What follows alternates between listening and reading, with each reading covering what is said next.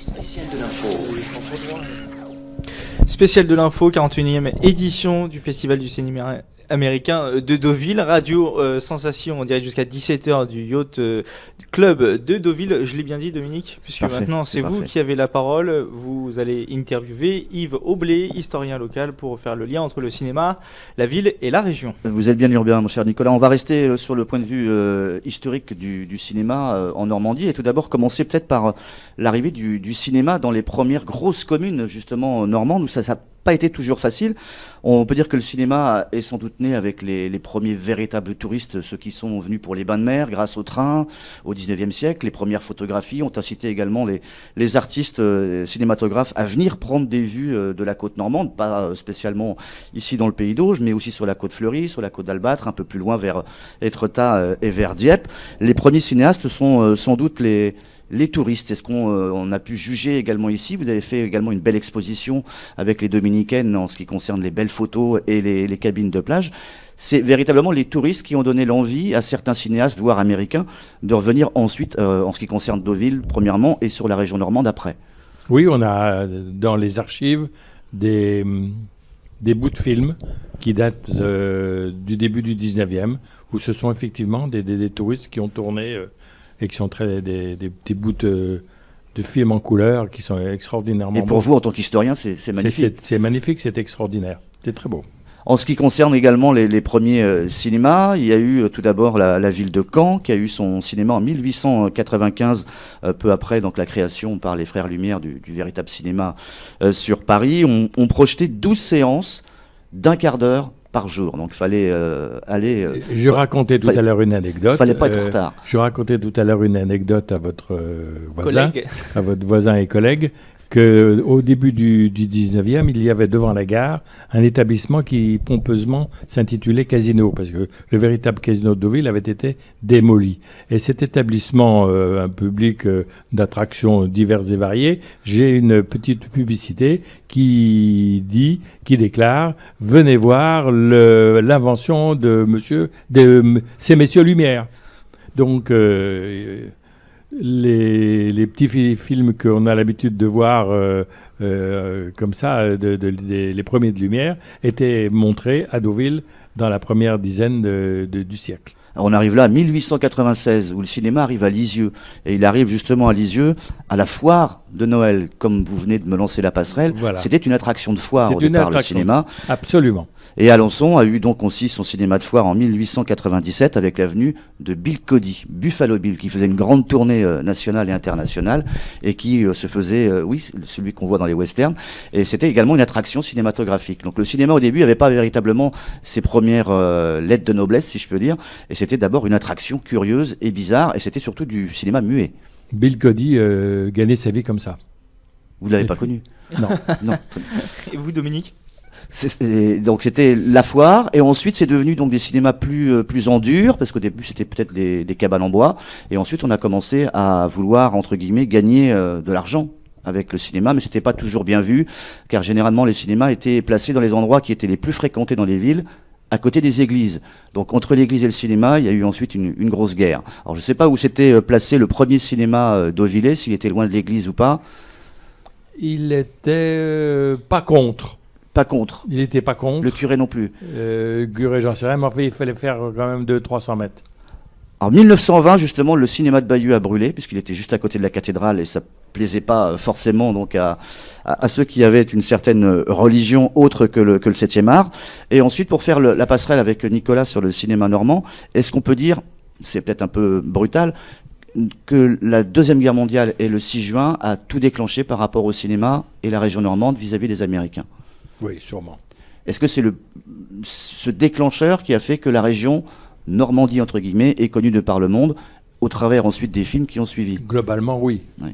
Pas Deauville particulièrement. Non. La région Normandie, oui, puisque Anne Dornano a l'habitude de dire que lorsqu'elle cherchait ou qu'elle parlait avec les responsables des majors pour les faire venir à son futur festival, elle disait « Deauville, vous connaissez pas, mais la Normandie, vous connaissez ». Et il disait oui. Et la première édition donc du Festival du cinéma américain, c'est 1975. 15, c'est exact. À quoi ça ressemblait la première édition du Festival du cinéma américain? Il se passait devant le casino sous des chapiteaux, Il y avait déjà dans les jardins du casino. des stars, ou alors au début c'était un peu compliqué, il fallait aller chercher les stars. Il y avait beaucoup de stars françaises qui sont venues. Je ne me souviens pas des stars américaines qui devaient être là. Finalement, ce sont les stars françaises qui ont permis le développement du Festival du cinéma américain. Oui et non. Oui et non. Oui et non. Enfin, effectivement, toutes les stars françaises se déplaçaient à l'occasion. Et c'est donc, comme ces chapiteaux étaient limités en assistance, on a fait la nécessité d'avoir une structure pérenne et plus importante est venue progressivement, et que c'est comme ça que le CID a été créé. On parlait des films qui avaient marqué la région normande. Est-ce que pour vous, la basse Normandie est mieux lotie que la haute au niveau du cinéma? À cause du 6 juin, oui. Ouais. Et au niveau des films qui ont marqué votre époque et peut-être la nôtre, ça va être un peu plus difficile, parce que des véritables films tournés en Normandie qui ont fait 1 million ou 2 millions de spectateurs, il n'y en a pas pléthore, hormis donc bien sûr le Didet et Le jour le plus long. Les Dames de la Côte, ça n'a pas été un film extraordinaire. Les Dames de la Côte, c'est à la télévision. Ah oui, à la télévision, ça a été tourné, je pense, près d'ici. Je crois. Qui relatait l'histoire que vous nous racontiez sur la guerre 14, je pense. C'est sur la guerre 14, effectivement, où on voit nos stations balnéaires transformées en hôpitaux temporaires, puisque les structures étaient pleines. Les plans de l'état-major avaient décidé de réquisitionner les grandes structures hôtelières de la côte. Arsène Lupin. Mais bon, on ne voit pas véritablement la Normandie au travers des œuvres de Leblanc. À part l'aiguille, à part Étretat. À part Étretat et l'aiguille creuse. Oui. Alors pour vous, le film qui a fait connaître la Normandie au-delà de la plage de Deauville, ça restera le film de Lelouch, quoi. Absolument. Absolument. Vous dites ça parce que vous êtes un Palme d'or à Cannes et Oscar à Hollywood. C'est une histoire de sa vie, c'est un morceau de l'histoire de sa vie qu'il raconte dans ce film-là.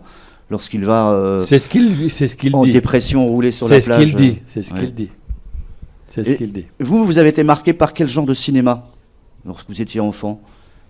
Les grands, Gabin, Ouais. Ventura,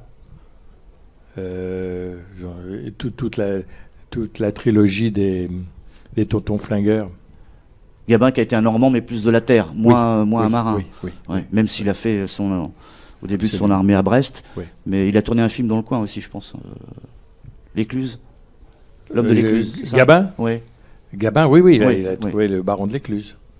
Et le film de 1962 où on voit Deauville en noir et blanc, ça c'est un film magnifique, qui n'est pas connu par le. Je m'en rappelle plus, par mais le grand public. j'ai l'affiche dans ma collection. Je l'ai regardé, j'ai regardé hier la bande-annonce qui fait 4 minutes. Oui. On revoit Deauville des années 60, du départ de la gare jusqu'à l'arrivée C'est des derrière les petits casinos. bijoux, ça. C'est des petits bijoux. C'est fantastique. Ouais. Absolument. Nicolas.